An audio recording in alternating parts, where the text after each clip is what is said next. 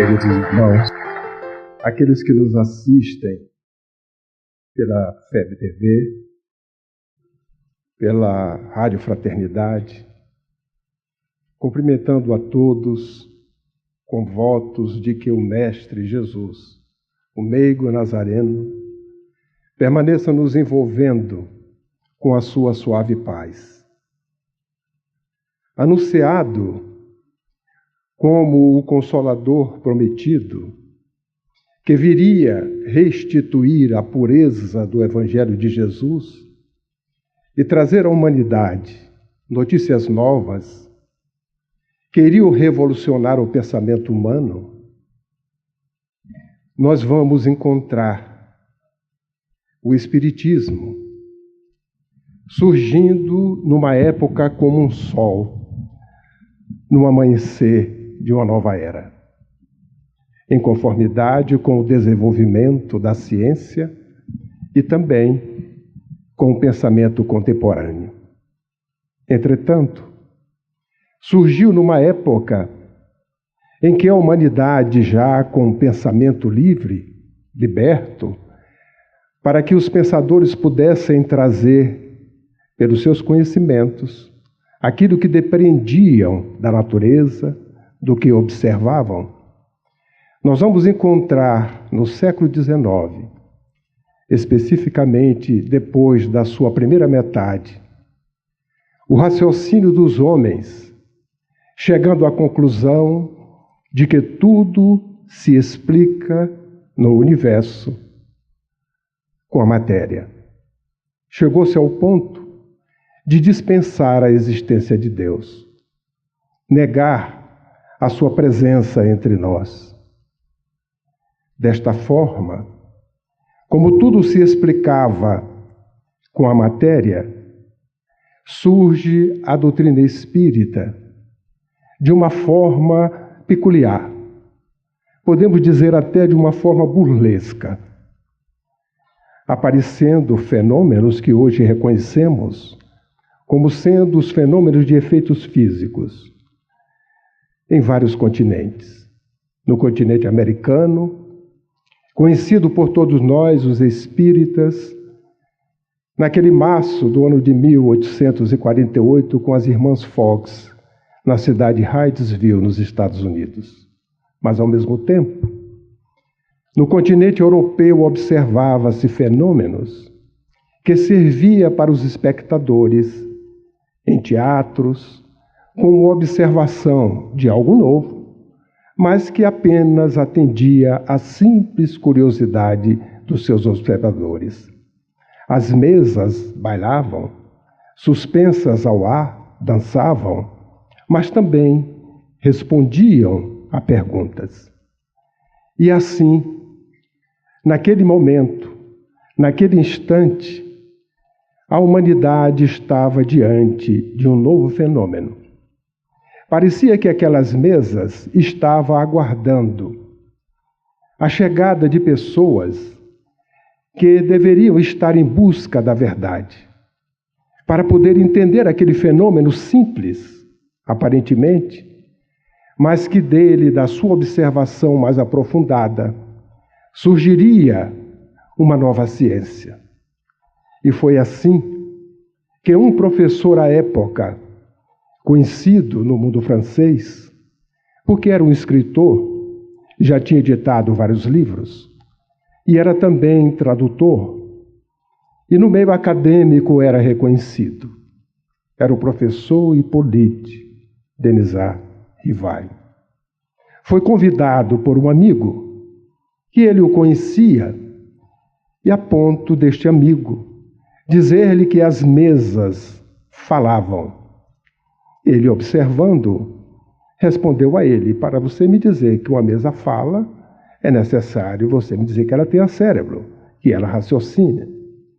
Mas esse companheiro insistiu, e ele, como era um estudioso há décadas do magnetismo, sabia perfeitamente que fenômenos semelhantes poderiam assim acontecer.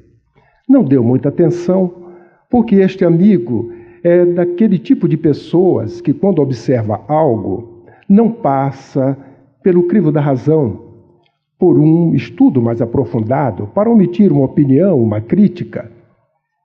E assim ele deixou aquela informação de lado. Passou um tempo. Um outro amigo, este sim, ele o considerava, porque é uma pessoa que, diante de fatos novos ou de observação de alguma coisa, ele dava sempre uma opinião depois de reflexões, depois de observar, depois de conhecer, e a partir daí ele emitia a sua opinião. Falou a mesma coisa do amigo anterior. E assim ele foi convidado a participar de uma reunião para observar o fenômeno, porque as mesas falavam. E foi naquela última terça-feira do mês de maio do ano de 1855 que o professor Hippolyte Léon Denis Rivaio frequentou na casa da senhora Plenet Maison uma destas reuniões. Observou o fato, verificou que não havia fraude, que realmente ele estava diante de um fato inteligente, aonde ele observava uma consequência inteligente.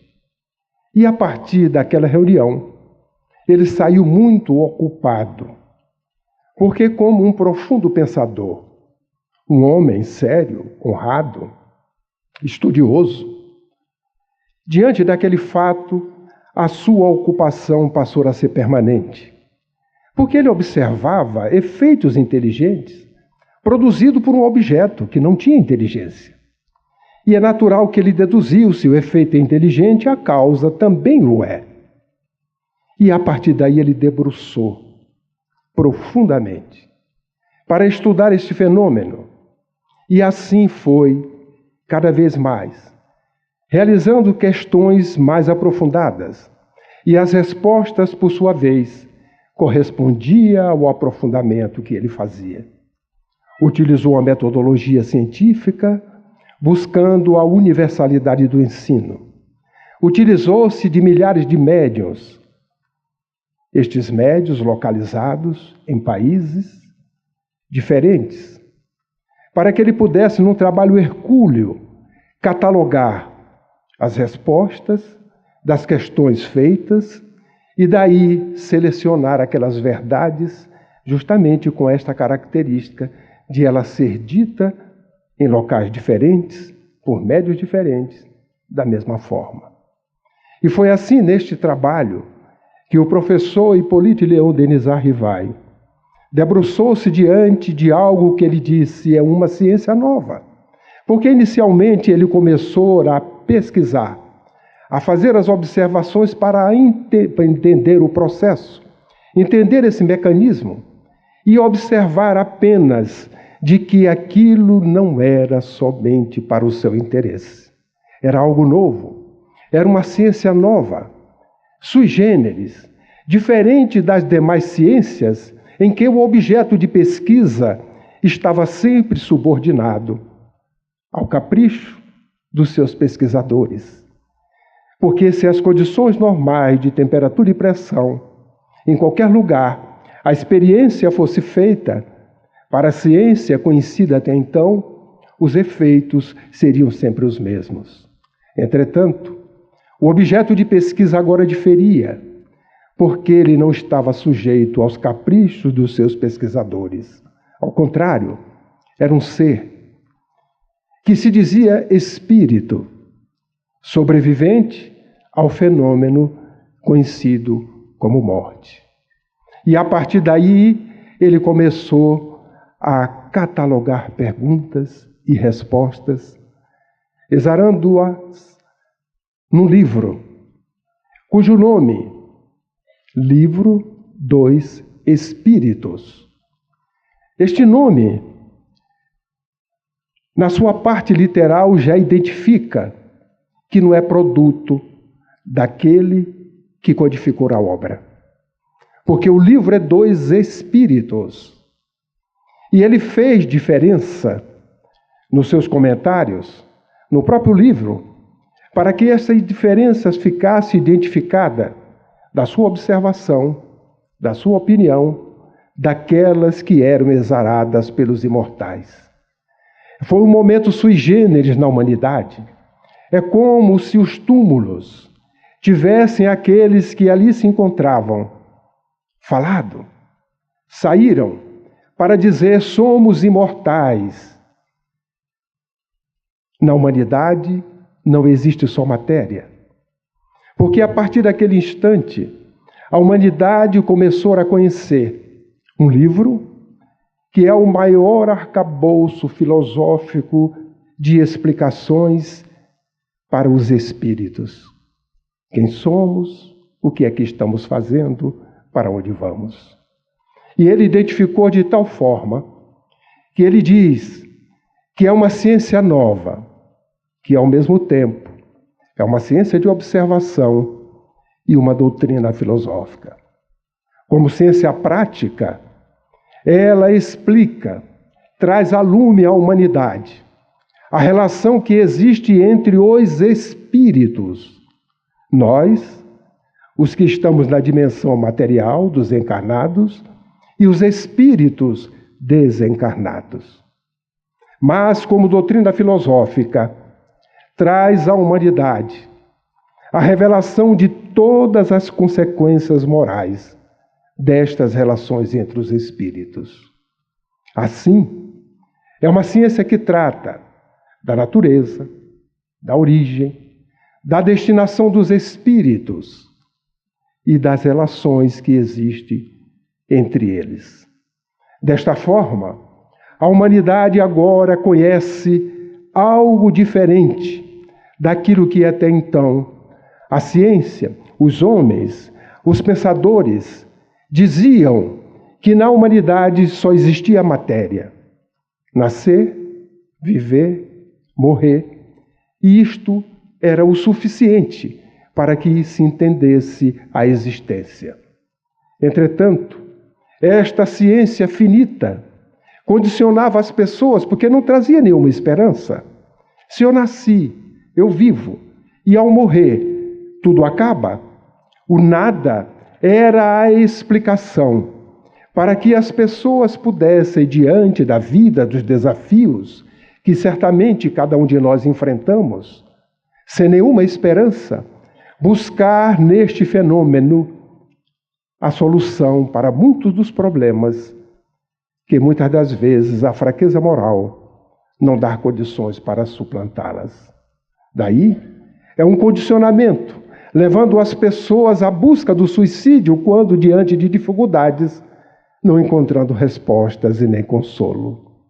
Surge uma doutrina nova, ao contrário desta, que vem trazer à humanidade esperanças, vem dizer-nos que a vida não é finita, que a vida para o espírito é uma só, que ele tem várias existências e que nós somos imortais e que após a vida material retorna-se a verdadeira vida para que lá se possa vivê-la como realmente deve o espírito imortal, quando não mais necessitar da vida material para que possa sobreviver.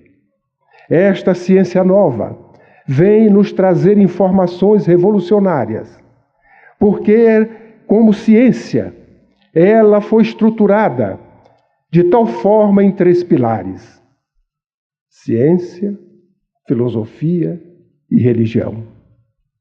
Como ciência, veio desvendar o que até então era conhecido como sobrenatural. Veio desvendar a mediunidade, os fenômenos mediúnicos, como ele acontece, como nós devemos nos comportar diante dele, tirando esse estigma de algo que é sobrenatural, como se derrogasse as leis da natureza, que são leis divinas, perenes, feitas pelo Criador. Veio desmistificar, mostrando que todos nós, criaturas, temos no nosso organismo, ao nascer, uma faculdade a ser desenvolvida, e que de uma forma mais intensa ou menos intensa, mais ostensiva ou menos ostensiva, ela se expõe A mediunidade é para nós a oportunidade de fazermos este relacionamento entre ambos os planos da vida, porque de uma forma direta ou indireta temos condições, pela intuição, pela inspiração, pelos diversos tipos de mediunidade ostensiva, de fazermos contatos com a dimensão espiritual. E assim desvenda este mistério, que até então, por não ser explicado por aqueles que desconheciam esta realidade, diziam ser sobrenaturais.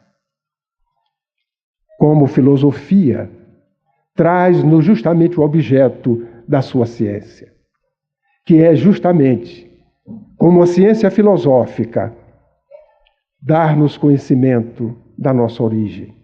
Quem somos? O que é que nós estamos fazendo aqui? Para onde vamos? Dizendo-nos de que todos nós, ao vivermos uma vida no mundo material, tem um objetivo. Nenhum de nós nascemos para tirar férias numa encarnação, que é um propósito maior, definido adredemente, com objetivos, com tarefas, com compromissos, para que nós possamos, nesta escola, aprendermos uns com os outros na vida de relação, para nos tornarmos felizes, já que todos nós, nas oportunidades que tivemos, os equívocos cometidos, as oportunidades nos chegam para poder retornar e construir aquilo que nós desconstruímos em épocas remotas. Mas como religião, ela faz parte, como todas as outras, porque ela está estruturada no Evangelho de Jesus, na crença em Deus, na sua justiça divina, na imortalidade, na pluralidade dos mundos habitados, mas, sobretudo, na fortaleza da prece, explicando-nos este mecanismo que a criatura tem de religar-se ao Criador, através da verdadeira religião, que é a religiosidade. Mas também nos traz a bênção e a sabedoria do exercício da caridade. E assim nós estamos diante de algo novo, que veio trazer o contraponto ao materialismo, trazendo esperanças à humanidade, àqueles que começaram a estudá-la, a compreender melhor as razões da vida, os porquês, as razões do sofrimento, as causas. Porque a ciência conhecida até então, ela estuda os efeitos, enquanto esta ciência nova remonta às causas. Estamos diante de um fenômeno novo, que a humanidade, a partir daquele ano de 1857, está há 160 anos aquinhoada com este livro, que veio mais tarde, pelo próprio trabalho do codificador, desdobrar-se em 4 outros livros. Porque na sua estrutura, ele concebeu este livro com uma parte que ele diz prolegômenos, a outra, uma introdução belíssima, aonde ali se encontra o bom senso, o discernimento, e como Camilo Flammarion definiu, se observa-se uma obra-prima de um bom senso exarado pela escrita nesta introdução do codificador. E depois nós observamos que o livro, ele tem 4 partes. A primeira parte falando das causas primárias, aonde ali se começa na primeira questão, ao contraponto que a humanidade até então negou: Deus, a sua existência, a não necessidade dele para explicar as coisas. E a primeira pergunta sábia que o codificador faz é justamente uma pergunta diferenciada. Porque até então a ideia de Deus era antropomórfica, era a figura de um homem, à semelhança do homem, já que o Criador e a criatura é a semelhança do Criador, E por não se conhecer o Criador, é natural que partiu-se do conhecido para o desconhecido e se fez a imagem de um homem sério, um senhor de barba, diferente dos demais, não na aparência, mas denominado Deus, para que nós pudéssemos ter o conhecimento, já que havia necessidade de ter uma forma, de algo para que nós entendêssemos Deus nessa sua definição. Mas o codificador, sabiamente, faz uma pergunta como sendo a primeira deste livro, de maneira indefinida: que é Deus? Aguardando a resposta dos imortais, que poderia ser qualquer uma, inclusive a confirmação do Deus antropomórfico. Mas a resposta é surpreendente. A inteligência suprema, a causa primária de todas as coisas. Relembro-me de uma lenda que nos conta que certa feita, no amanhecer, daqueles que, quando começa a silhueta do horizonte a surgir, é porque os primeiros raios de sol começam a aparecer. E uma pintura belíssima surge, a cada dia diferente do outro dia. Mas naquela manhã era o carmim, que nas suas variações do claro ao escuro, delineava aquele horizonte montanhoso, aonde à distância se encontrava um agricultor. Um homem simples, que acordava sempre às madrugadas para arar a sua terra. E ali diante daquele momento peculiar, aonde o orvalho se fazia ainda no perfume das flores, o cântico dos pássaros, cantando um novo dia, ele então começava a arar a sua terra com a enxada. Mas de repente surge um senhor urbano, vindo da cidade, e diante daquele homem que desde cedo ali estava trabalhando, e ele também embevecido com a natureza em sua volta, pergunta àquele senhor agricultor: Senhor, o senhor acredita em Deus? O senhor ouviu, olhou para o homem, continuou fazendo o seu arado e respondeu: sim, senhor, acredito. Então o homem da cidade refletiu um pouco, contemplou mais a natureza, voltou àquele senhor e disse assim: o senhor poderia me dizer então onde Deus se encontra? Aonde está Deus?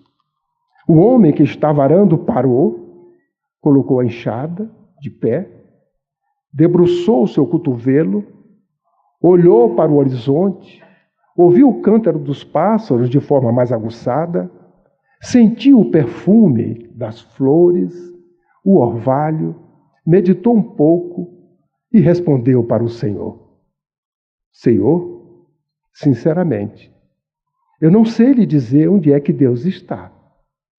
E aí o homem da cidade sentiu-se jubiloso, porque era a resposta que ele esperava, já que era um materialista, era daqueles que negava a existência de Deus. E aí, agradecido, deu as costas e ia continuar sua viagem. Quando o agricultor falou para ele: Senhor, por obséquio, o senhor também poderia me dizer aonde é que Deus não está? Ele parou, meditou, não deu respostas e continuou reflexivo.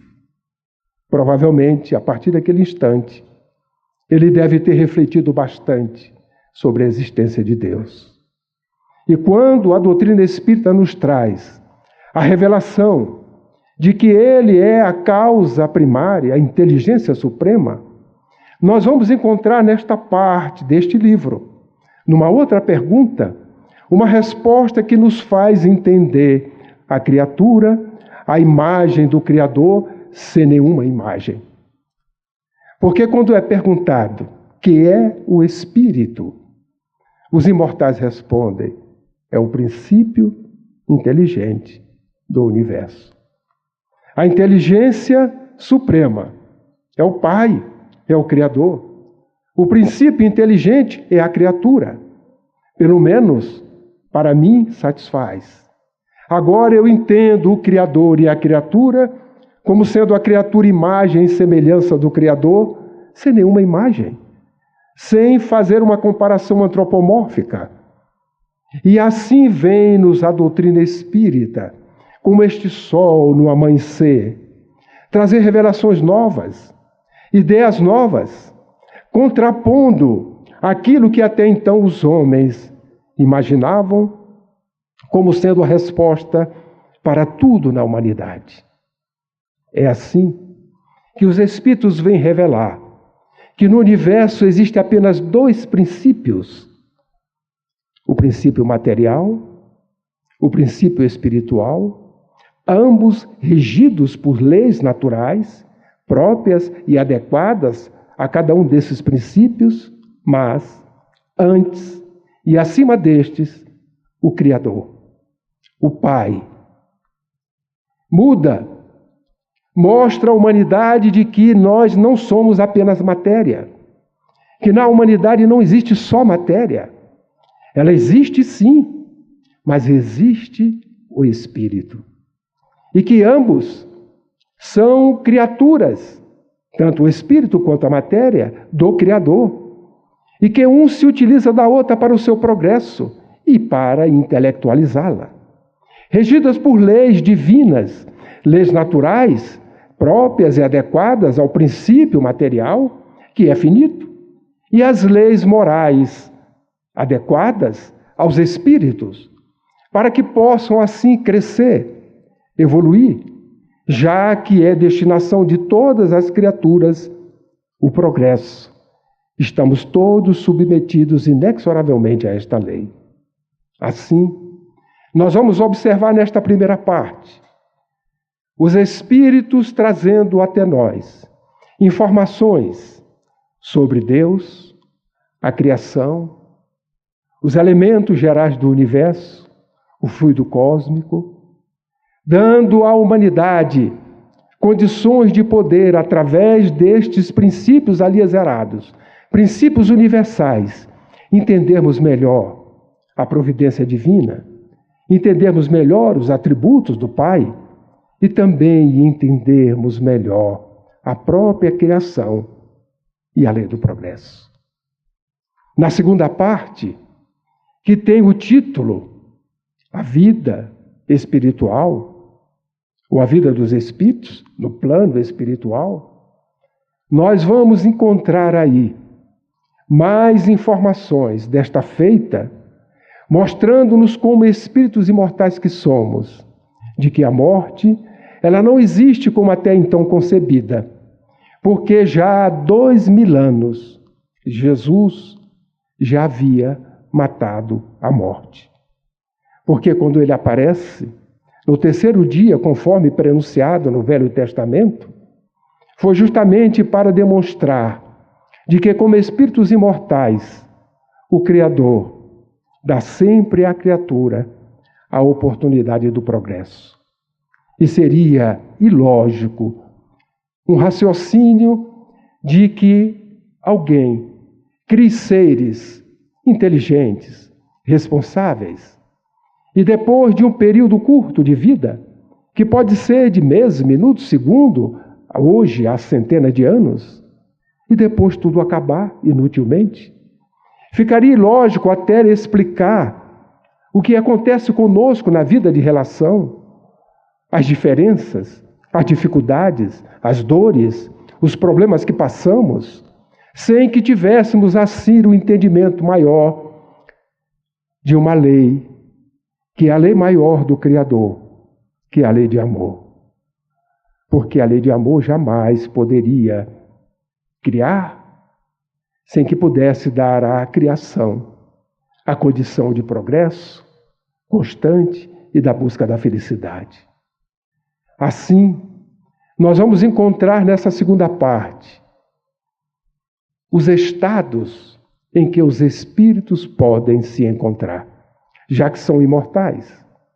Aí, nesta parte, nós vamos encontrar ou o espírito encarnado, como nós, na dimensão em que nós nos encontramos, ou o espírito desencarnado na verdadeira vida, que é a vida espiritual, ou o espírito preparando-se para retornar ao corpo num processo encarnatório ou reencarnatório, ou o espírito no processo de desencarne, saindo da vida material para regressar ao plano espiritual, ou o espírito na vida espiritual, influenciando a vida material, ou na vida material, influenciando a vida espiritual. Estes são os 6 estados que qualquer um de nós poderemos estar em qualquer lugar dos universos, já que a casa do Pai tem muitas moradas. Em sendo assim, quando alguém nos perguntar onde se encontra qualquer espírito, podemos dar um exemplo de homens que já estiveram entre nós, que deixaram experiências para o progresso. Lá na Grécia Antiga, podemos citar Sócrates, Demócritos, Heródoto, qualquer um nome deste, César. E podemos citar até os parentes próximos a nós, os nossos bisavós, tataravós, onde se encontram. Se alguém nos pergunta, por sermos espíritas detentores deste conhecimento, nós poderemos ter uma resposta com uma convicção firmada. Podemos dizer a ele que este espírito se encontra em um desses estados. Pode estar no plano espiritual, pode estar no plano espiritual preparando-se para uma nova encarnação, pode estar encarnado, como pode estar encarnado já desencarnando, voltando à verdadeira vida, ou no plano espiritual, interferindo no plano material, com seus pensamentos, com as suas ações, ou vice-versa, encarnado e também interferindo no plano espiritual com seus pensamentos, com as suas ações. Não poderemos dizer exatamente a condição, mas pelo menos há um escopo de entendimento aonde esta realidade se processa para o nosso entendimento. Isso nos conforta, isso nos alegra, isso vem trazer-nos condições de esperança, de fortalecimento de fé, porque diante da vida, com tantas dificuldades, com tantos problemas, se nós não tivermos uma visão que extrapole a dimensão material, fica muito difícil compreendê-la e também enfrentar as dificuldades como devem ser enfrentadas. Mas necessário se faz também que entendamos, já que é esta ciência, a ciência que vem para tratar da relação entre os espíritos, seja em que dimensão se encontre, que nós entendamos as leis que regem este relacionamento. As leis divinas. E nós vamos encontrar na parte 3ª deste livro, que inicia na pergunta 614, aonde o codificador já começa perguntando aos imortais o que são ou o que é as leis naturais, as leis divinas. E os espíritos respondem que são leis eternas, perenes, porque provém do Criador, são leis divinas, e que nós somos infelizes porque delas nos afastamos. Mais tarde, nas perguntas subsequentes, vêm-nos os espíritos demonstrar-nos de que estas leis estão escritas na nossa própria consciência. E Kardec, sabiamente, pergunta, ora, se estas leis estão escritas na nossa consciência, há necessidade de que alguém possa nos lembrar destas leis? E os espíritos respondem que jamais a humanidade deixou de ser amparada pela misericórdia do Pai, por aqueles espíritos que reencarnam com missões para fazer-nos relembrar destas leis, porque além de nos afastarmos delas, nós as esquecemos e, pior, as abandonamos. E daí as razões das nossas infelicidades. E vem culminar com a pergunta, aonde Kardec questiona os espíritos: qual o modelo e guia que nós deveremos considerar para a humanidade? E a resposta é singela: Jesus. Jesus veio justamente como modelo e guia, como filho direto do Pai, para fazer-nos lembrar, como nunca, para que jamais esquecêssemos destas leis, para que pudessem ser reveladas a todos nós, e a partir dessas revelações, com seu testemunho, jamais esquecê-las. A humanidade conhecia o amor antes de Jesus, porque eram os prepostos, aqueles enviados por Ele mesmo, porque Jesus, além de guia e modelo, é o governador da terra. Já é o Espírito puro, no mínimo, há 4 bilhões e 600 milhões de anos, quando a ciência identifica que a Terra surgiu nesta época. E é nesta época, e antes desta época, que certamente o Pai confiou a este Espírito a humanidade das criaturas que iriam habitar aquela nova casa do Pai. E Ele veio-nos trazer justamente os ensinamentos do Pai, sintetizando-os no ensinamento maior, que é amar ao Pai de todo o coração, de toda a vontade, de todo o espírito, com todas as nossas forças. Mas como nós ainda não tínhamos e como não temos o conhecimento, a ideia exata de Deus, nosso Pai, Ele nos trouxe um ensinamento palpável, mas com o mesmo significado e com o mesmo valor, de desejar ao outro, ao próximo, aquilo que nós gostaríamos para nós. E assim nós vamos encontrar Jesus entre nós, sintetizando todos os ensinamentos, todos os profetas que anteriormente a Ele vieram, para nos relembrar estas leis divinas esquecidas por nós. Mas Jesus é o maior exemplo de amor que a humanidade tem. Nós lembramos dele 2000 anos depois. Não porque ele disse, mas pelo que ele fez. Porque tudo que ele disse, ele testemunhou. Em nenhum instante Jesus utilizou a dádiva divina do tempo de maneira imprópria. A todo instante, ele trazia ensinamentos para aqueles que com eles convivia. E que naqueles momentos, Jesus aproveitava, às vezes, as ciladas que os fariseus, os saduceus, colocavam para que ele pudesse se contradizer. Mas ele, ao entender a psique de cada um daqueles que ali estavam, porque conhece-nos a todos nós, corrigia-os, mas deixava sempre o ensinamento. E é assim que nós vamos observar na vida de Jesus, na sua vida pública, durante os 3 anos, e mesmo durante o período que pouco registro existem, antes desses 3 anos, na sua infância, quando em todos os instantes ensinamentos eram exarados, quando ele conversava com as pessoas, trazendo uma ideia nova, falando do Pai, falando de uma vida futura, da fidelidade ao Pai, da construção de um reino dentro de nós mesmos. Porque naquele primeiro instante em que ele convocou os seus discípulos, a primeira coisa que convidou-os a entender e convocando-os para que assim se comportassem foi a fidelidade ao Pai.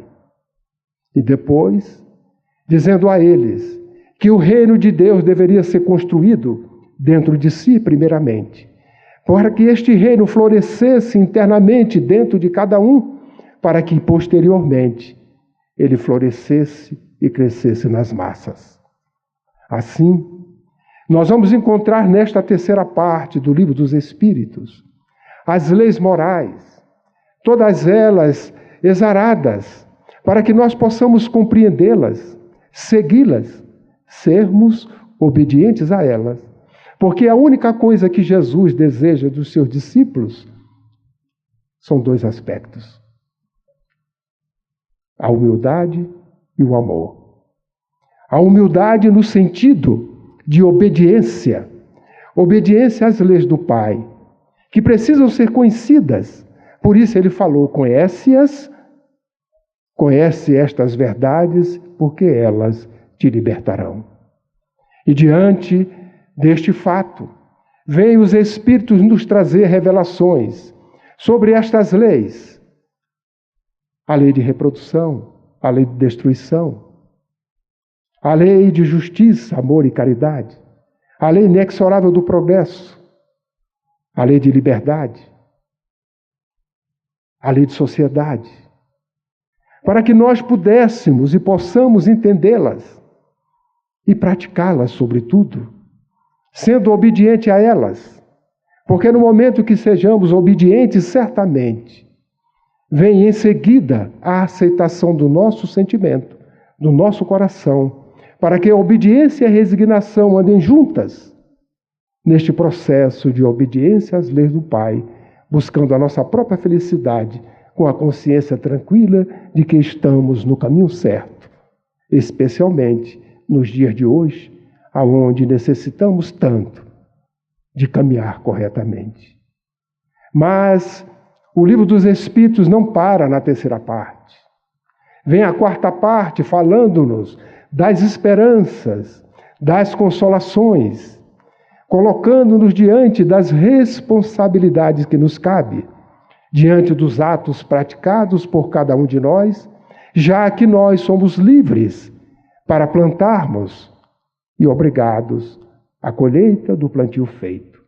Por isso que Paulo, certa feita, ao ser interrogado, ele responde: tudo me é lícito, mas nem tudo me convém. Porque é lícito fazer qualquer coisa, mas será que convém realizar qualquer coisa? É necessário que tenhamos referências, para que essas referências nos ajudem a termos posturas adequadas diante de situações próprias e inerentes a cada um de nós, para que as nossas consciências fiquem tranquilas.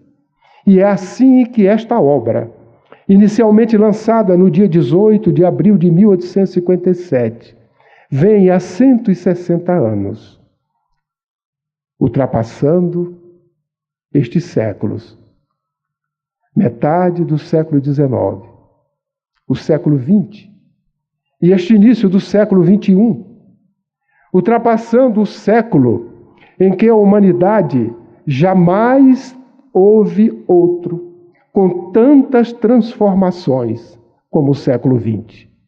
Um século de duas grandes guerras, de destruição, de ódio, de vingança, desejo de poder, extrapolando todas as outras guerras que aconteceram ao longo dos milênios. Mas, ao mesmo tempo, com o desenvolvimento inigualável da ciência, da tecnologia, trazendo-nos transformações e realizando feitos que hoje já temos condições de viver materialmente confortável, porque se juntarmos todos os estados da arte, da ciência e da tecnologia, já nos proporcionará condições de conforto como jamais a humanidade teve.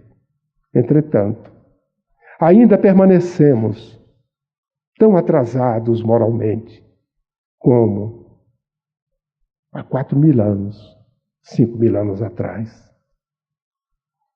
E a doutrina espírita vem nos trazer, nestes dias, informações para que nós possamos entender melhor este processo, como oportunidade, um instrumento para que nós vivenciemos, aplicando em nós estes ensinamentos que fará com que possamos, nestes dias difíceis, aonde a humanidade necessita de um referencial, termos este instrumento que há 160 anos ultrapassou, se pudéssemos comparar com um voo dizer que decolou no final da primeira metade do século XIX, alçou voo e chegou a um voo de cruzeiro, ultrapassando todas as transformações do século XX, do final do século XIX, num voo tranquilo, sem turbulência, como um bloco monolítico, um diamante, que chegou pronto, sem necessidade de alterações até então, apesar de todas as mudanças que a humanidade passou. A doutrina espírita faz um voo tranquilo, avançando além daquilo que a ciência busca. Porque hoje a humanidade, com seus voos espaciais, busca a vida fora da Terra, mas Jesus já nos avisou. E como a doutrina espírita vem restituir a pureza do Evangelho do Cristo, nos diz que na casa do Pai tem muitas moradas e que as criaturas vivem em dimensões diferentes nestas moradas, que nem sempre é a mesma dimensão que nós nos encontramos. A tranquilidade que a doutrina nos traz, confortando-nos, dando-nos paz, esperança, fé, confiança, no momento em que a humanidade necessita destas qualidades. Por isso que ele falou: a minha paz vos dou, não a dou como o mundo a dá. A paz do Cristo não é igual ao do mundo, porque a do mundo é buscada através dos confrontos, dos conflitos, da guerra, das discussões. E a paz que ele nos fornece é através da compreensão destas leis que nos faz tranquilos, nos dá esta paz para que possamos enfrentar as dificuldades inerentes aos dias em que passamos. Deus, na sua misericórdia, Jesus, certamente, com a autorização do Pai, porque lá, quando prometeu o Consolador prometido, ele disse que iria pedir autorização ao Pai para que mandasse esse Consolador na época correta, para que nós entendêssemos tudo que ele falou e que não poderia falar, devido à nossa imperfeição, à nossa ignorância e à não condição de compreender estas verdades. Chega no momento correto, no momento exato, aonde o ápice do materialismo é derrogado, no momento em que chega a esperança, chega dizendo-nos de que a morte é uma passagem para uma outra vida, trazendo-nos esperança. E o interessante é que hoje nós conhecemos as redes sociais. E se perguntarmos a qualquer um de nós, citarão o nome do inventor da rede social. Mas, se fizermos uma análise mais profunda, a grande rede social, ela foi trazida com a doutrina espírita, que os espíritos, aqueles que nos antecederam, vieram dizer como é que é a vida na viagem que fizeram. Porque hoje as redes sociais, nós temos os hábitos de seguir as pessoas que vão a um determinado local onde nós fomos, e essas pessoas fotografam, mandam as imagens, nos informam sobre os hotéis, sobre os melhores locais para nós visitarmos, os melhores restaurantes, informam o preço, diz até para aqueles que não têm tanto recurso qual a melhor maneira de andar, de visitar, de conhecer os locais até então não conhecidos. Nós seguimos a todos esses, e quando vamos fazer uma viagem, seguimos os passos corretamente. E quando lá chegamos, constatamos e às vezes agregamos outras informações. A grande rede social foi esta que os espíritos trouxeram, porque o codificador, diante da sua pesquisa, para que o livro dos espíritos chegasse até nós, foram os espíritos que vieram dizer para ele: eu fui suicida. Não vale a pena. Sofre-se muito. Eu imaginava de que com a morte os meus problemas seriam extintos. Ao contrário, eles multiplicaram-se. Fui surpreendido porque verifiquei que eu continuava vivo, só que agora sofrendo com um grande problema. Eu não tinha o corpo mais físico. observava-o, ligado a ele, e nem tampouco poderia viver esta vida espiritual verdadeira, porque ainda me encontrava ligado pelos laços fluídicos, pelos fluidos vitais que foram extintos de maneira abrupta, até que ele se extinguisse durante esse período, o grande sofrimento moral que passei. Foram eles que vieram dizer que eram espíritos. Foram eles que vieram dizer que a vida no plano espiritual é a vida verdadeira. Foram eles que vieram trazer estas informações. E a partir daí, o codificador exarou este livro, que é a rede social que nós devemos conhecer, para poder seguir as instruções que ali estão, porque são verdades, nos preparando durante a vilegiatura para o dia da viagem inexorável que todos nós faremos no momento que transpormos os portais de deixar o corpo físico e voltar como espírito imortal à verdadeira vida. A doutrina espírita é consoladora, porque abre este horizonte, mata a morte desvendando-nos de que não há morte, no sentido que até então fomos condicionados. Mas ela é o portal, é a abertura para voltar à verdadeira vida, onde teremos a oportunidade de reencontros com aqueles com quais vivemos aqui, seja como amigos, como parentes ligados pelos laços sanguíneos, num processo progressivo de evolução. Porque quando aqui chegamos, viemos com as nossas condições, com as nossas propriedades, que são apenas 3: a inteligência, o conhecimento e os valores morais. E que tudo mais é a misericórdia do Pai. Por isso que o Espírito Emmanuel diz-nos que todos nós somos mordomos. Vivemos num mundo onde o Pai, com o seu amor, nos propicia todas as condições para que nós utilizemos aquilo que é a propriedade dele, porque ele é o Criador, para a nossa própria evolução. E nós, ao aqui chegarmos, nos apropriamos do que é dele, nos apossamos, nos apegamos, achamos que é nosso, negociamos com as coisas deles, e no dia que nós voltamos à pátria espiritual, não levamos nada disto. Não levamos poder, não levamos cargos, não levamos posses materiais, mas retornamos com a nossa inteligência, com o nosso conhecimento e com os valores morais. Certamente, se pudermos usá-lo, utilizar todos esses recursos que o Pai deixa à nossa disposição, certamente votaremos com estes 3 atributos, com esses 3 valores: o conhecimento, a inteligência e os valores morais mais agregados, num aprendizado de uma escola que certamente, ao ter passado por ela, levamos conosco o aprendizado que ela nos proporciona. Vivemos hoje momentos em que se faz necessário estudarmos esta doutrina, porque ela é Jesus de volta. O codificador, após exarar este livro, ele desdobrou em 4 outros livros. O livro dos médiuns, correspondente à 2ª parte, o Evangelho segundo o Espiritismo, a 3ª, o Céu e o Inferno, a 4ª, e a Gênese, referente à 1ª.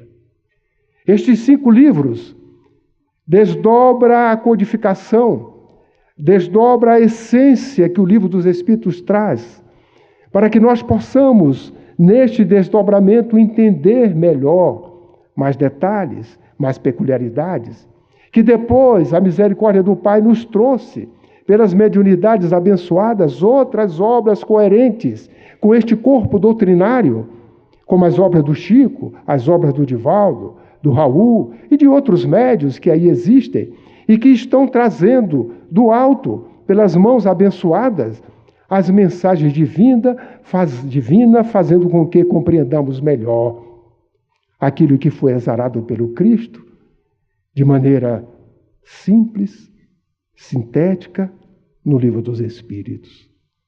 Necessitamos, nos dias de hoje, do Cristo, mais do que nunca, porque vivemos momentos ditos de transição, que o próprio Livro dos Espíritos, em Prolegômeno, já nos avisa que a humanidade entra numa nova era, uma era de transição, aonde nos explica nestas outras obras de que viveríamos momentos aonde receberíamos entre nós espíritos nobres de outras humanidades que viriam conviver com outros espíritos ainda necessitados de oportunidades para aproveitar a terra melhor, o mundo de paz, o mundo de regeneração que já iniciamos a vivenciar com estas transformações todas.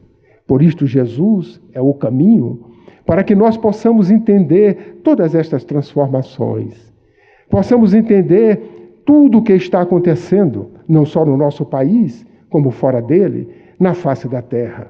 Mas entender não só na dimensão material, mas na dimensão também espiritual, nesta relação entre os espíritos em ambas as dimensões, nas influências que acontecem do material para o espiritual e do espiritual para o material, para que nós possamos dar condições, pela própria lei de afinidade, sintonizando-nos com aqueles com os quais nós desejamos ter afinidade. Porque se os problemas existem e as influências negativas surgem, é porque nós, pelas nossas invigilâncias, estamos sintonizando, e num termo que hoje todos nós conhecemos, conectados com estes pensamentos que é a ausência do bem.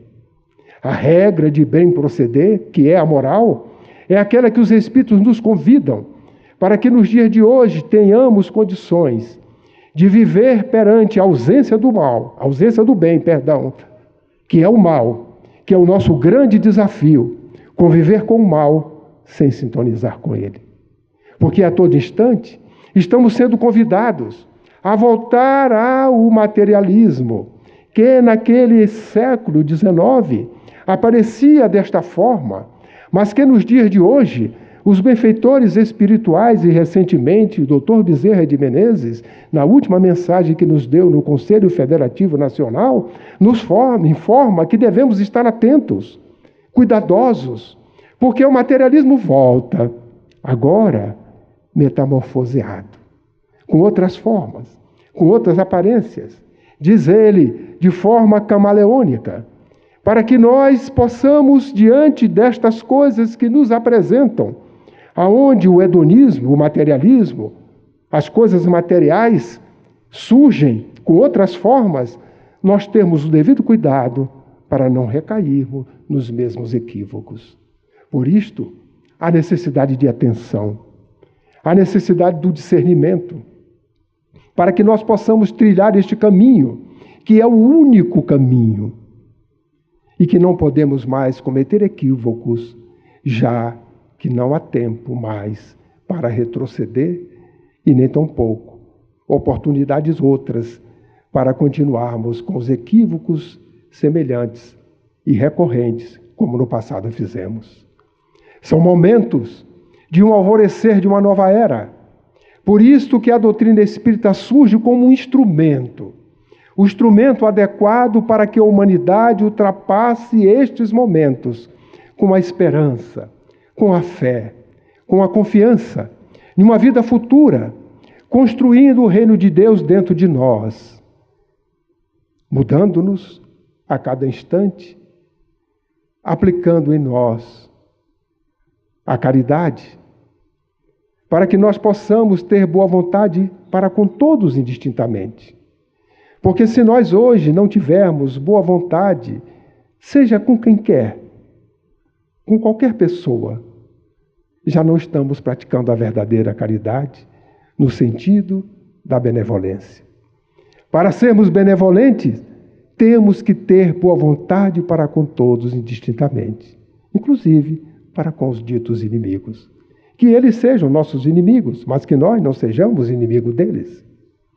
Precisamos ser indulgentes, não conosco, mas com o semelhante, com os defeitos que o semelhante tem, para que nós não julguemos, mas sejamos severos para conosco, para que possamos fazer a mudança interna do homem velho, limpando em nós todas as mazelas, as más tendências, para que este novo adentre em nós, que é a mensagem cristã que a doutrina espírita traz, recuperando restituindo a pulcritude do Evangelho de Jesus nos dias de hoje. Temos o instrumento adequado, próprio, necessário às nossas mãos. Quem muito é dado, muito será pedido. Nós temos, os espíritas, recebido muito. E a questão que nos vem é: será que estamos correspondendo a tudo isso que estamos recebendo? Será que estamos diante destas oportunidades que surgem neste mundo de transição, neste período aonde é exigido daquele que mais conhece o testemunho, a coerência? Porque nós, como espíritas, estamos sendo convocados a testemunhar. Porque a todo instante estamos sendo convidados. Mas devemos, no nosso testemunho, perguntar sempre: a que Senhor eu estou servindo? A que Senhor eu estou servindo? É a pergunta constante que devemos colocar nas nossas mentes. Porque no lar, na via pública, na escola, no caso espírita, aonde quer que estejamos, graça, este ambiente, essa psicosfera, que procura nos envolver, naturalmente, não envolve os ambientes de oração. As casas, seja ela de qualquer credo, onde as pessoas se reúnem para orar, para conhecer melhor os códigos de ética e moral que faz com que a criatura evolua. Nestas casas, nesses ambientes, há uma proteção. E essa psicosfera encontra dificuldade de adentrá-la, porque ali há uma proteção. É uma proteção externa. Mas nós adentramos a estas casas. Aí vem-nos a pergunta: será que nós estamos protegidos? A casa está. E eu estou protegido? Paulo nos convida a construir o escudo e o capacete, para que nós nos protejamos destas interferências. E nós precisamos aplicar a doutrina espírita, as ideias espíritas em nossas vidas, para que nós assim possamos construir esse escudo e este capacete, para quando adentrarmos a casa de oração, também estarmos protegidos, para que as interferências não se façam pelas brechas que provavelmente abrimos com as nossas imperfeições. São momentos difíceis de testemunho, de vigilância, aonde o discernimento tem que se fazer constante nas nossas ações, nos nossos atos, nos nossos pensamentos, para que possamos contribuir com estes benfeitores espirituais que vêm no plano espiritual lutando arduamente para a implantação do bem contra aqueles que nestes dias, conscientes deste momento de evolução que passa a Terra, e que certamente não encontrarão mais habitat nela, porque ela se transforma numa luta que no plano espiritual já se faz declarada por parte desses nossos irmãos equivocados. Cabe-nos, portanto, ajudarmos aos benfeitores neste trabalho que eles aguardam, já que o trabalho realizado com Cristo se faz em ambos os planos da vida. Nós, os encarnados, e os espíritos desencarnados, que procuram ajudar a humanidade nesta transformação, nestes dias, nestes momentos, onde nós somos partícipes destes instantes e que no futuro, se formos aqueles fiéis ao compromisso assumido de estudarmos e de divulgarmos esta doutrina através, principalmente, dos nossos atos, das nossas ações, voltaremos à verdadeira vida no momento próprio para cada um, com as nossas consciências tranquilas e, certamente, com crédito para retomarmos, na época própria, com talvez tarefas maiores, com compromissos maiores do que aqueles que todos nós temos, porque nenhum de nós somos missionários, nós somos tarefeiros, somos trabalhadores para executar aquelas tarefas mais simples, Porque os missionários são aqueles espíritos nobres em que Jesus coloca em suas mãos as missões, como foi o codificador, para nos trazer a lume estas verdades esquecidas por nós e abandonadas por alguns instantes. Este livro, que aí está há 160 anos, iluminando consciências, traz para a humanidade uma nova era. Todos aqueles que leem, que estudam o livro dos Espíritos, muda. Sai da zona de conforto que se encontram, entram no estado de reflexão e jamais esquecerão de que aquelas verdades ali contidas terão que ser aplicadas por todos nós. Alguns deixa para depois, mas a mensagem fica. Porque relembra-nos o que está na nossa consciência. Relembra-nos aquilo que o Criador deixou como sendo o caminho correto para que nós pudéssemos evoluir neste processo inexorável que a lei do progresso nos proporciona. Que nós possamos aproveitá-lo, não só neste ano, que já está se findando, mas que ele seja um livro, que nós possamos lê-lo tantas vezes quantas necessárias for. Exemplos de espíritos encarnados, conhecido nosso, e que pensávamos que não havia mais necessidade de ler mais este livro, ler até o dia de hoje. É um exemplo do Divaldo, que ele sempre nos conta, os exemplos que os espíritos dão e que ele lê cada vez mais, e com a sua memória fabulosa, deve conhecer este livro sem abri-lo na sua própria memória, mas está constantemente consultando, porque a cada vez mais que se consulta este livro, com aquilo que vai sendo agregado em nós pela experiência de vida, nós vamos entendendo aquilo que está no seu cerne, aquilo que está ali exarado, que necessita apenas de uma compreensão melhor da nossa parte, que a vida e a experiência nos traz para lermos a mesma questão e entendê-la com mais profundidade. Só o tempo nos proporcionará isto. Que ele seja um livro de cabeceira para todos nós, que jamais o abandonemos, porque hoje muitos de nós espíritas esquecemos o foco. Deixamos o livro, deixamos Jesus e ficamos na periferia. Gosto sempre de dar um exemplo de um lago tranquilo, onde nós jogamos um objeto. Onde cai o objeto é o foco. A partir dali, ondas circulares se formam e estas ondas vão se espalhando até chegar à margem. Nós, muitos de nós, estamos na periferia destas ondas. No linguajar de um físico, poderíamos dizer, naquelas órbitas mais externas, onde os elétrons ali se encontram. E quando passa um outro átomo, possa ser que aquele elétron mude de órbita, porque fica sem saber a qual foco pertence pelas próprias leis de afinidade.